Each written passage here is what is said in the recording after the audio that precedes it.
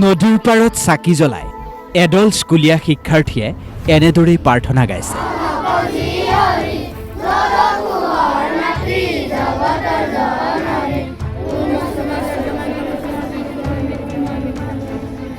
ডিক্ৰং নদীৰ পাৰত এনেদৰেই প্ৰাৰ্থনা গাই অদৃশ্যজনক তুষ্ট কৰাৰ চেষ্টা কৰিছে এইসকল ছাত্ৰ ছাত্ৰী।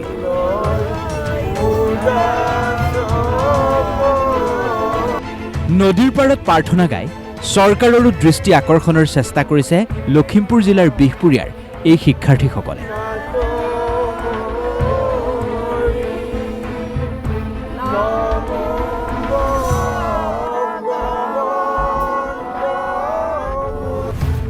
ডিক্ৰঙৰ খহনীয়াৰ পৰা পৰিত্ৰাণ বিচাৰি এনেদৰেই প্ৰাৰ্থনা জুৰিছে নদীৰ পাৰত।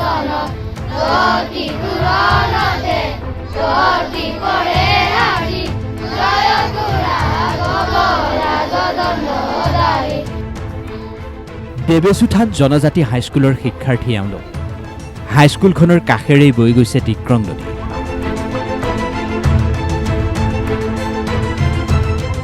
ভলুকাগুৰিৰ দেবেচুথান জনজাতি উচ্চ মাধ্যমিক বিদ্যালয় যিকোনো মুহূৰ্ততেই নদীত জাহ যাব পাৰে।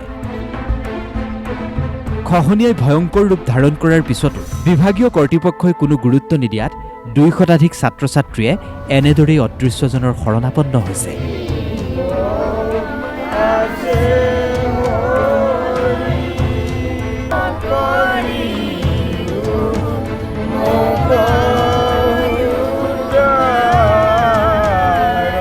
কিমানবাৰ প্ৰশাসনক আমি কাকুতি মিনতি কৰিছোঁ, আবেদন কৰিছোঁ, আৰু ইচ্ছা কৰিলে চৰকাৰে কেতিয়াবা এইকণ নদী গৰাখহনীয়া কেতিয়াবা ৰোধ কৰিব পৰা যায়। আৰু ইমানখিনি বছৰলৈকে এই স্কুলখনে একদম কাষতে লগাকৈ মানে ডিক্ৰং নদীয়ে আহিবলৈ নাপালেহেঁতেন, কঢ়াবলৈ নাপালেহেঁতেন।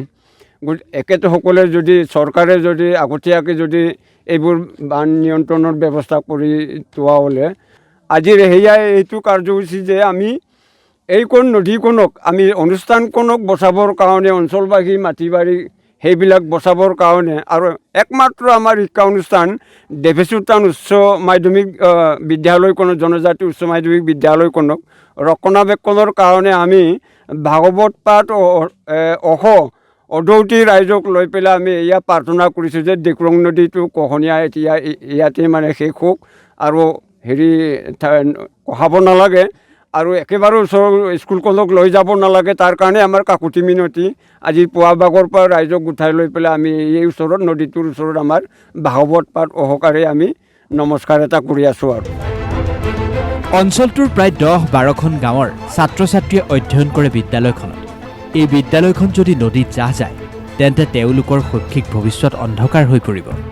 গতিকে চৰকাৰে সময় থাকোঁতে এই বিদ্যালয়খন ৰক্ষা কৰিবলৈ উদ্যোগ লোৱাৰ দাবী জনাইছে এই ছাত্ৰ ছাত্ৰীৰ লগতে শিক্ষক অভিভাৱকসকলেও। উপায় নাইকিয়া হৈছে আমাৰ এই অঞ্চলৰ একমাত্ৰ উচ্চ শিক্ষানুষ্ঠান দেবেচুথান জনজাতি উচ্চ মাধ্যমিক বিদ্যালয়খন ডিক্ৰং নদীৰ গৰাখহনীয়াত জাহ যাব বিচাৰিছে। গতিকে আমি সবিনয় বিনয় কৰিছোঁ চৰকাৰক। চৰকাৰে পাৰ্কোপাইন দিছে, কিন্তু আমাৰ যিটো গৰাখহনীয়া সেইটো নিয়ন্ত্ৰণ কৰিব পৰা নাই। পৰ্যাপ্ত পৰিমাণৰ ফান ইয়াত মোকলাই দি ইয়াত যদি আমাৰ জিঅ' বেগৰ দৰে ব্যৱস্থা গ্ৰহণ কৰে তেতিয়া আমাৰ খহনীয়া ৰোধ হ'ব। তাকে নকৰি কেৱল পাৰ্কোপাইনৰ দ্বাৰা এইটো সময়ত আচলতে গৰাখহনীয়া ৰোধ কৰাটো যথেষ্ট জটিল বা অসম্ভৱ। সেইকাৰণে আমি আজি ডিক্ৰং বাবাৰ ওচৰত শৰণাপন্ন হৈছোঁ, যাতে আমাৰ এই বিদ্যালয়খন ডিক্ৰং বাবাৰ এই যিটো গৰাখহনীয়া তাৰ পৰা আমি মুক্ত পাব লাগে। সেইটোতো ভয় আমি নকৰোঁ বাৰু। আমাৰ আগতেও এনেকুৱা মানে স্থানান্তৰিত হৈ আছে। আগতে আমাৰ ডিক্ৰং নদীখন বহুত আগত আছিলে, কিন্তু খহনীয়াৰ কাৰণে বাৰে বাৰে ইয়াত কাষত পালেহি, এইবাৰ একেবাৰে ওচৰ পালেহি, কাষৰ পালেহি। তথাপিতো আমাৰ বিশ্বাস আছে যেন ডিক্ৰং বাবাই আমাৰ স্কুলখন বচাই দিব।